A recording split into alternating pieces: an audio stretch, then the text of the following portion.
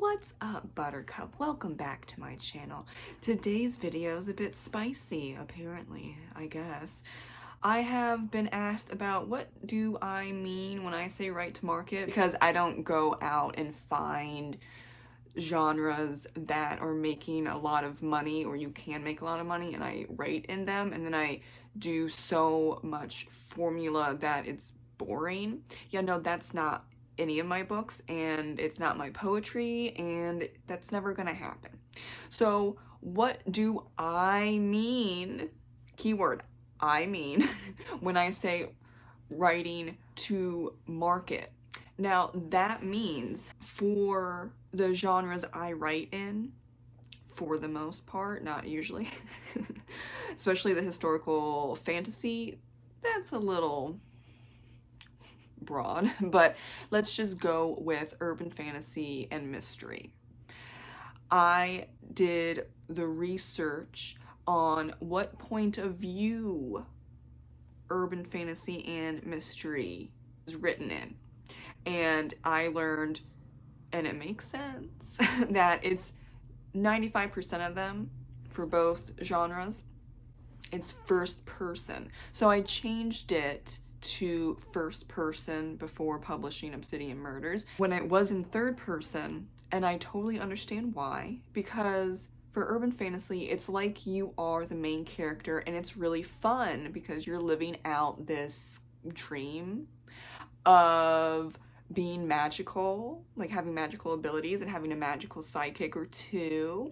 And when I was writing it or rewriting it in first person, I was like, okay, I know why this is an expectation for urban fantasy and why readers love it so much and why it's a genre thing. It was way more fun me writing in first person than it was in third person. I was actually pulling teeth writing in third person, and that also works for mystery, and I think that's why, another reason why I was pulling teeth with Obsidian Murders, because mysteries are written in first person because you're trying to figure out who done it, basically. You're having a fun time trying to figure out the mystery with the main character, and in a way you are the main character. So that's why I changed to first person point of view. For urban fantasy and mystery, that's expected. Do I want to have an uphill battle of people seeing in the read sample on Amazon that it's third person, and whether consciously or unconsciously they don't like that, and or they are confused, so they just click away? I did not want to, because like I said, it makes sense for both those genres to be first person.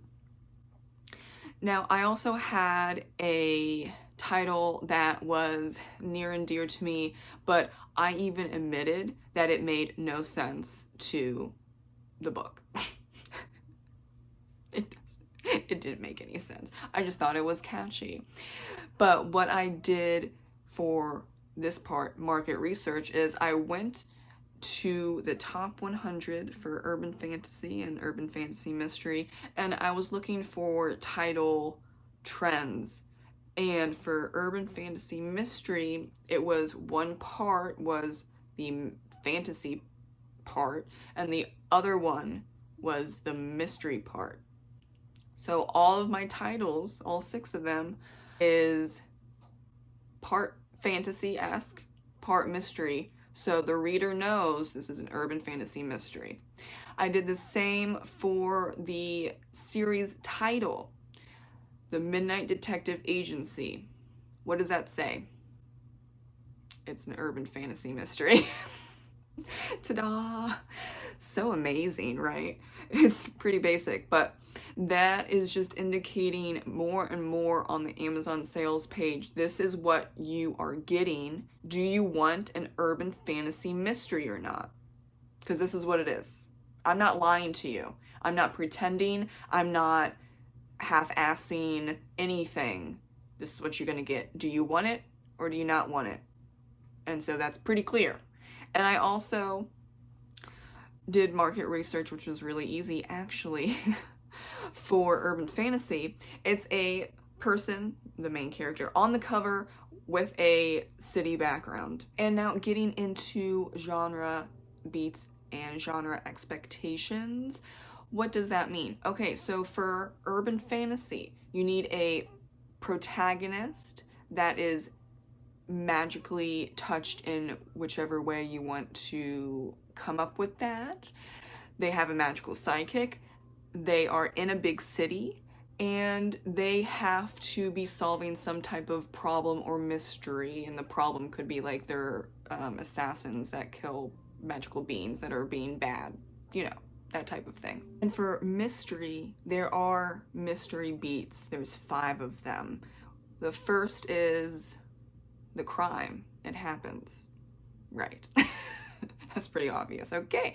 The second one is the investigation. Then there's the twist, then the breakthrough, then the conclusion. You have to hit those to make it a mystery. And then there's also expected tropes within the mystery, but you can play with those. But if you don't have the mystery beats, then you did not write a mystery. This is me being respectful of the genre and the reader expectations, and that's been built up for decades upon decades, probably maybe like 100 years at this point for mysteries, or longer, right? I'm not trying to be like, I'm so special, I can redo urban fantasy and mystery and it's gonna be a bestseller. No. I am hitting those mystery beats. I'm hitting those urban fantasy expectations. Now, for historical fiction, that is a little different. It's a little more open-ended. The same thing, and I would say more so for historical fantasy. Then again, there are historical fiction expectations and there's historical fantasy expectations. I think the most open, so to speak, would be poetry, but even then, I am very much not to market whatsoever, and it's probably never going to happen with any of my chapbooks because I don't follow the minimalist covers, the no punctuation or grammar, uppercase, lowercase, whatever, that you see a lot, and I don't do Instagram poetry. The Instagram poetry trend has been happening, oh my gosh, for like 8 years now, and it's still not declining. And I'm not a fan. That wasn't the whole point of me writing any of my chapbooks. Never thought that I was going to do any of those things whatsoever. And I love my covers as they are, and I've actually at this point broken even, and I'm getting closer and closer to making a profit on all 4 of those chapbooks. So I'm not touching them. Do they sell a lot? No, because that's not the trend anymore, or it has never been the trend for those covers and to use punctuation and grammar lately, the past 8 years. But I'm not changing any of that to have more people buy my poetry chapbooks. That's just me. Have I seen a couple of poets do that? Yeah. Are they successful? Whatever you think successful is, like thousands of reviews. I've seen a couple. Yeah. That's not me though. That is changing your work to fit the trends and the weird market going on with poetry chapbooks, and that was not the point of any of my chapbooks. Therefore, I'm not touching them. I'm not doing any of that. And it's the same for my historical fiction book, and the same for historical fantasy books, and it's the same for the urban fantasy mystery. I do have those beats down. I do have the genre expectations that make it that genre, and then everything else is as is. Now, what you see a lot when people say to market, they're talking about going through the top 50 and the top 100. And they are trying to find and they do, a lot of them do very successfully, find the most profitable or the most popular and the most trendy tropes, genre, cover, writing style, point of view, title, character names, just all of that. And then they do such a formulaic book. They have, you know, some original ideas, but they're packing it into a book that is based on the top 50 and top 100 because that's making bank and they want to make money. That's different than when I'm saying I do market research for cover, book title, and the series title if I have the series. And I'm also following genre expectations and adding in tropes that need to be in there for it to actually be considered urban fantasy or mystery or historical fiction, that type of thing. Now, you could say that that is just as bad, but I think it is respectful of the genre and the readers. And like I said, mystery's been around for a very, very long time. Where do I get off saying that, you know what, there's not going to be a twist? But that's part of the genre. Now, I can say this mystery book does not have a twist, but I'm going to market it as not having a twist. So there's only 4 out of the 5 beats in this hypothetical mystery book. And that's fine. But you have to be honest with people. And I would say a lot of mystery readers would be like, okay, well, I don't know how that's going to work out. So a lot of them might pass it up, but some of them will be like, oh, that's really interesting. And they would buy that mystery book. Being honest is what gets you the ideal reader and what builds trust. And then that is how you get super fans.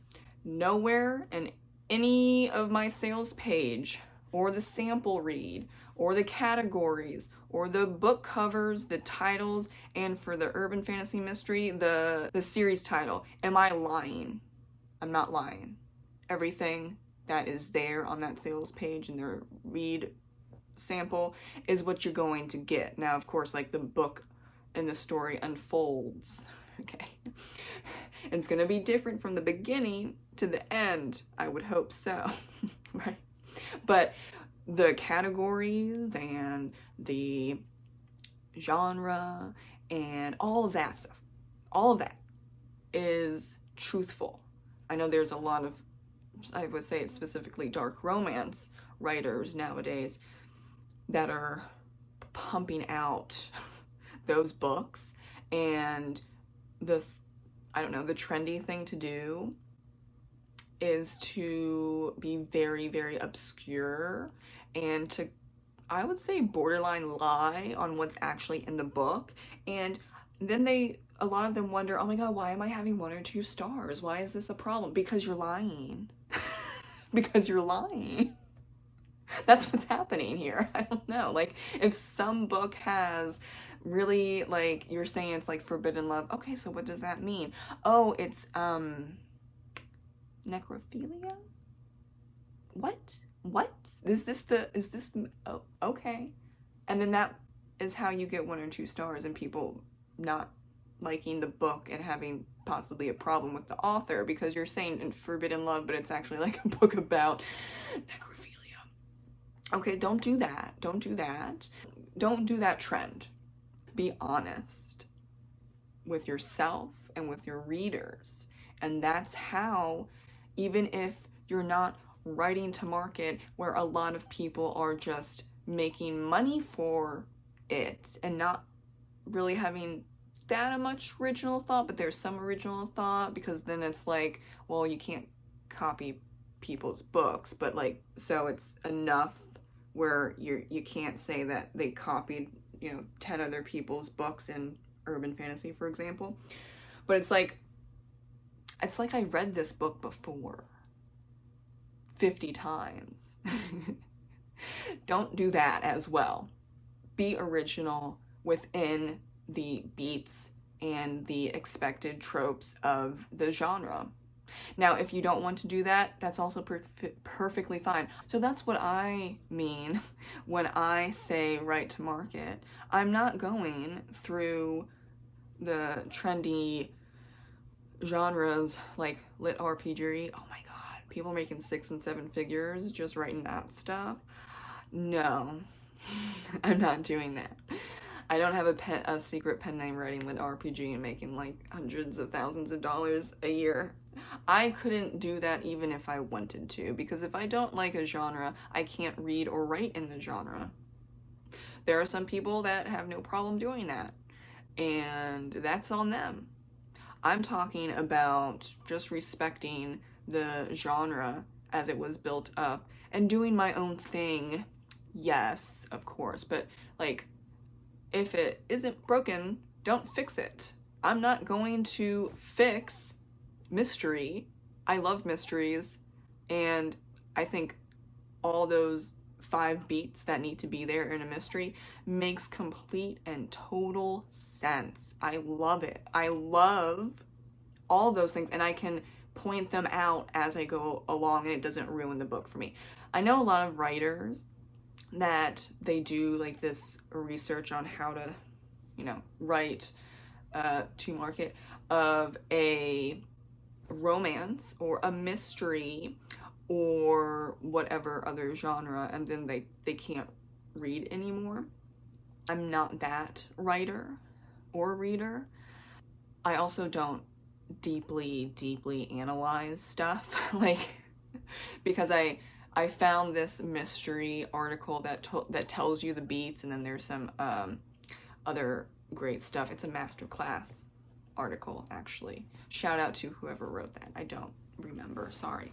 But I have read lots of mysteries in the past, and I forget who spoke about this, and I wish I would know who that is so I can give them a shout out. But this person said, after a certain point of you reading like 100+ books, sometimes more or less depending on the person, of a specific genre, you unconsciously figure out those beats and then you write it out. So that's what happened when I was writing Obsidian Murders and Murderous Fairies and all the other urban fantasy mystery books in that series. And I was like, I'm pretty sure I did this, but let me just check with Thomas. And I sent him the article, and then I was like, so do I do this? I'm pretty sure I do, but I just want to let you know because you're the one that recently read it and you're outside of the bias, whatever. And he said, let me think about this. And then he came back and he was like, yeah, you do it. I'm like, yes. So I've read enough mystery that those beats are just there. Didn't even have to outline, didn't have to think about it, didn't even know the terms of those beats. So I think a lot of people do write to market, but that means you're understanding the beats and the tropes. Maybe you don't understand how to word them or what those like specific definitions are. I don't. But I've read so much for so long that I get it, and it's just there. You don't see that often with people that are newer to writing and have not read a lot. They haven't watched movies or TV shows a lot too, which is rare, but I've seen people that don't read and they don't watch TV or movies and in their specific genre that they're trying to write, and it's just like all over the place. I'm like, why do you have 5 different genres in this one book? Are you okay? Do you know what you're doing? Sorry, not sorry, but like, you're trying to write a romantic suspense, let's say, but why is there like sci-fi fantasy elements in this suspense book? I don't know what's going on. And then you learn, yeah, they haven't like read a lot and they don't watch TV or movies, and so like they're not getting the connection of what is the genre of suspense, for example. And now for the last part of this, you can absolutely do what you want. I am doing what I want with A Witch's Heart. And I did what I want for all those 4 chapbooks. It's not a problem. But if you're lying to readers and saying this is what it is, but it's not, you're going to have problems. And that also means you're not going to have many sales or any sales at all. And then when you say, I deserve more money and attention, and why aren't people liking me in my books? Well, you're going to have to think about, what did you write? That doesn't mean that you shouldn't write passion projects or books that deviate from a genre or anything like that, but you just have to be aware that if you're not honest with people and you're marketing as one thing but it's something completely different, or you only do like some of the things expected for the genre but not most things, so people don't understand what's going on, then you're going to have an uphill battle of marketing and selling that book. Now, the people that don't mind, that's not a problem.